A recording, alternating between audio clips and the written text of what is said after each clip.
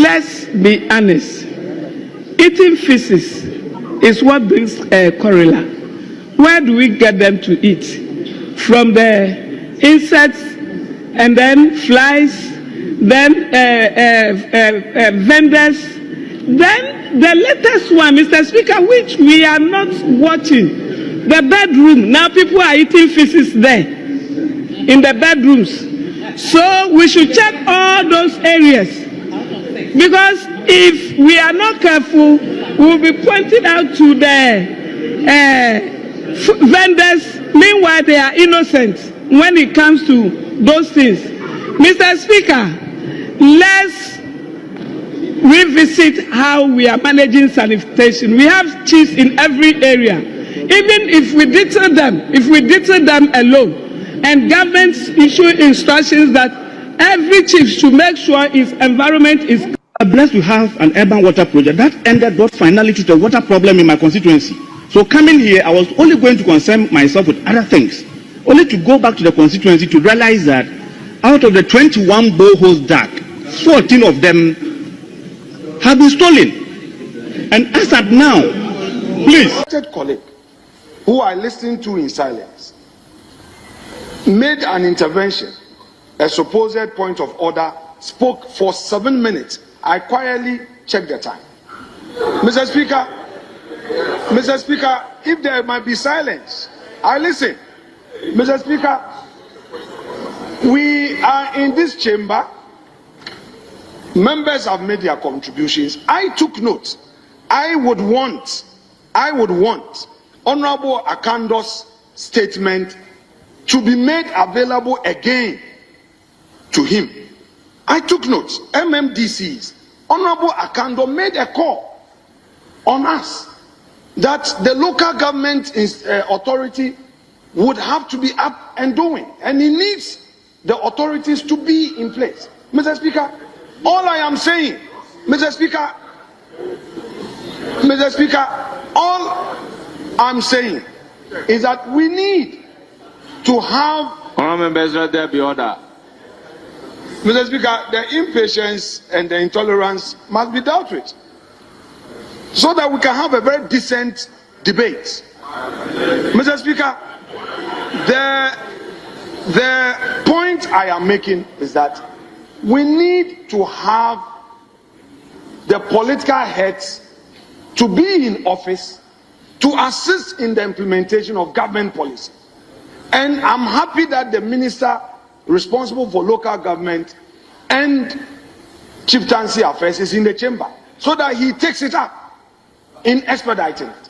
Mr. Speaker, the minority chief whip in his intervention also made a point that I am on record to have said. He's not the minority chief whip, he's the majority well, chief whip. Mr. Speaker, I slipped. You yourself called him the majority leader. You also slipped earlier, so no problem.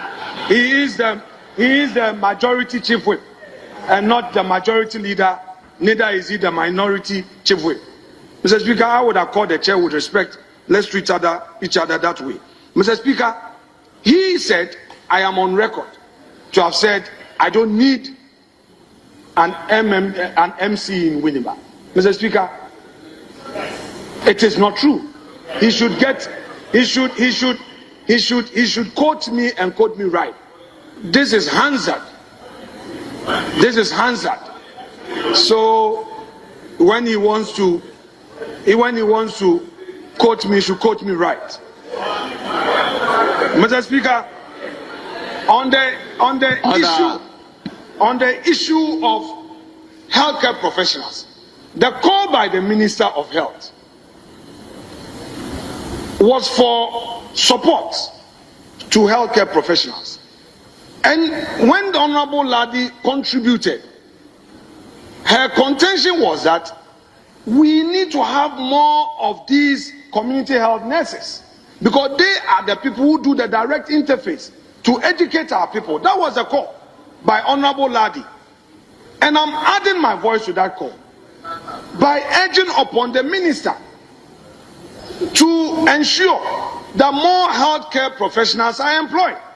Mr. Speaker, the Honorable Minister is aware that termination letters have been issued out to healthcare professionals who have just been employed. And I'm making a call on him that considering the fact that we need more nurses, to address this matter, he should relook at the situation.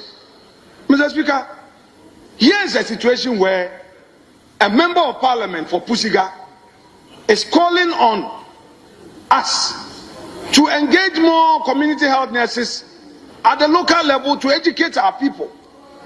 He expressed frustration on this meningitis thing in the north, and I also know that when it comes to preventive health care, we need more healthcare professionals.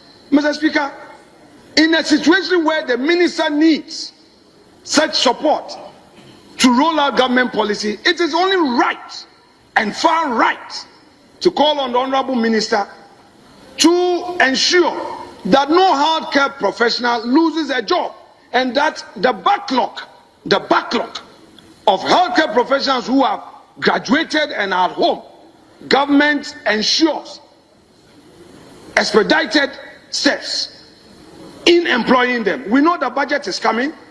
It is a call on the Minister of Health to engage the Finance Minister to make adequate provision so that there will be clearance for more nurses and other healthcare professionals to be employed. By this, the situation will be handy, because those who have been trained will be there in the communities to support our people. Our people are suffering, and he knows so. Mr. Speaker, social intervention. I support the call by Honorable Ladi, Member of Parliament for Pusiga, that there should be more social intervention like the mosquito net is talked about. Mr. Speaker, if we don't get social intervention evenly distributed and fairly given to the most vulnerable groups, Mr. Speaker, how would we be dealing with the situation as the Minister has briefed us on? We need to have a transparent system where the vulnerable in our communities will get the support. And this, I believe, if Minister is able to do, there will be relief at the local level. Let me, in conclusion, thank the Honorable Minister, who is a very respected colleague, for acknowledging my contribution in the fight against this menace. Unfortunately, suffice to state that he made a general acknowledgement. But just for the record and for Hansen, I have released a brand new pickup, which he knows, and I've also given a cash donation of 100,000 Ghana cedis, which he acknowledges. But Mr. Speaker, and also to thank him for making it to Winneba over the weekend. It was a promise he made that he would be in Winneba. He was in Winneba. And much as we hear to critique government, when the man does it well too, it is important that he is showing leadership. At least when he was there, those healthcare professionals were inspired, particularly the director of the Municipal Health Directorate, Dr. Paulette Brown. And I want to take this opportunity to commend all of them. Mr. Speaker, they have not slept on this matter. They've been disturbing me with it, getting me to reach out to the minister, and they've been very collective. So far, all the health facilities have been made available. And Mr. Speaker, it is important that I point out that of the 21 health centers in Efutu, 17 were constructed by me with my own pocket money. And all these facilities, yes, Mr. Speaker, the Papa Kodamti Health Center, the Akosia Village, the Penche, the Niefrem Health Facility, the Jahazi Health Facility, the Dr. Pra Health Facility, the George Kwame Kwanzaa Health Facility, and the Samuel Owusu J Health Facility. Mr. Speaker, these are health facilities are constructed and furnished, and these facilities are providing support to our people. And Mr. Speaker, we will continue to serve the people and continue to rely on the Honourable Minister for his support, because there's a new children's hospital coming up. There's a new children's hospital coming up at Jenjazi. It's a 150-bed children's hospital, and it will be an intervention for both primary and secondary support facility. And I'm sure with that cooperation, in future, we will be able to address some of these things adequately. And Mr. Speaker, I would want to assure the Honourable Minister that just as we've been doing in the past, there will be cooperation. There will be cooperation to enable our people benefit. But you should remember that in terms of support to the health sector, a FUTU must get its fair share. Mr. Speaker, without more, I would like to thank you for this treasure space. God bless you. Thank you. Afenyo market again 1,000 NDC. No problem. Yes. One Afenyo market, when Afenyo market speaks, 1,000 NDCs are on their feet. Mr. Speaker, with the greatest respect, this is not a time for us to debate. But I believe that the Honourable Minister for Local Government has misconstrued my comments and misappreciated say. And I would respond to him with 2 points. One, the maker of the statement himself made a call on us. And Mr. Speaker, my style is always to take notes. So I took notes on all the points he raised. So I have here the need to have MMDCs in place. It was his call. Check his statement again. I am not making a political statement. He himself made a call. So I said that to the extent that you are in the chamber, take this on board. Take this on board so that you facilitate the appointment of MMDCs. Second, the issue of Akufo-Addo and all. Mr. Speaker, Nana Addo Dankwa Akufo-Addo does not come in this matter. Nana Addo Dankwa Akufo-Addo does not come in this matter. It is your government in office. And all we are saying is that there is a cholera outbreak, and the minister wants the local government authority to be properly constituted to take this matter up.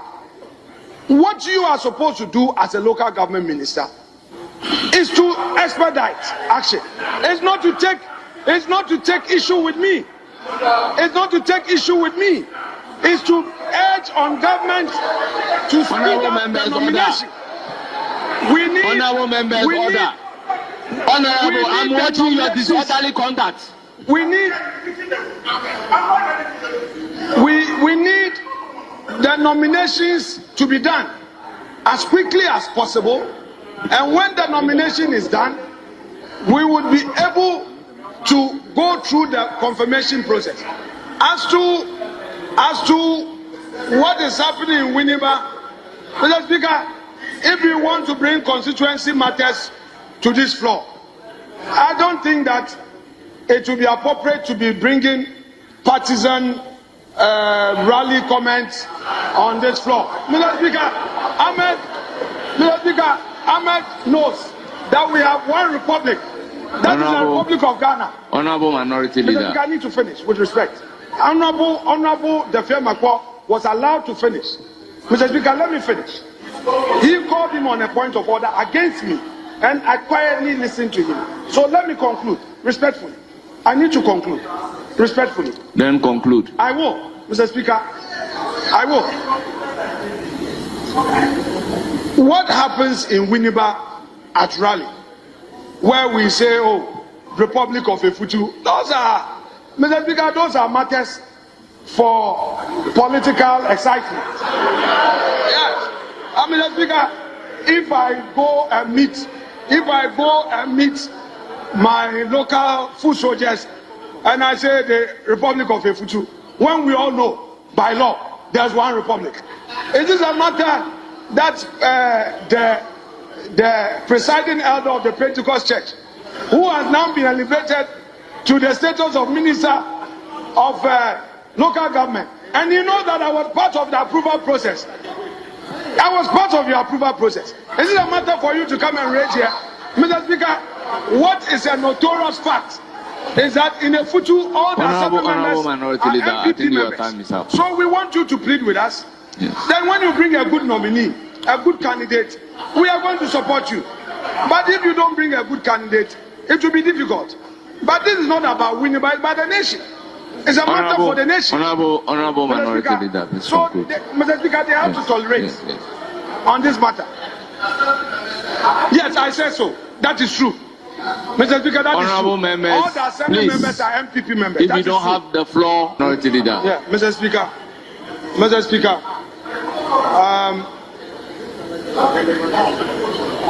I thank you for the opportunity. Mr. Speaker, let me thank Honorable Kwame Abuja for his intervention and putting the matter in the professional perspective. I don't just speak.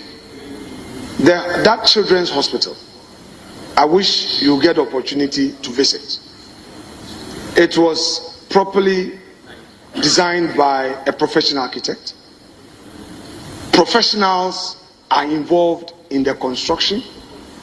It has all the departments to make it a secondary referral facility. You need to see with your eyes. Don't worry. You need to, Honorable Agoja, who also doubles as an architect. I would want to have an hour ride with you to Winneba. Winneba is just 45 minutes drive from Accra. No, at least we'll get a dispatch. He has a dispatch right.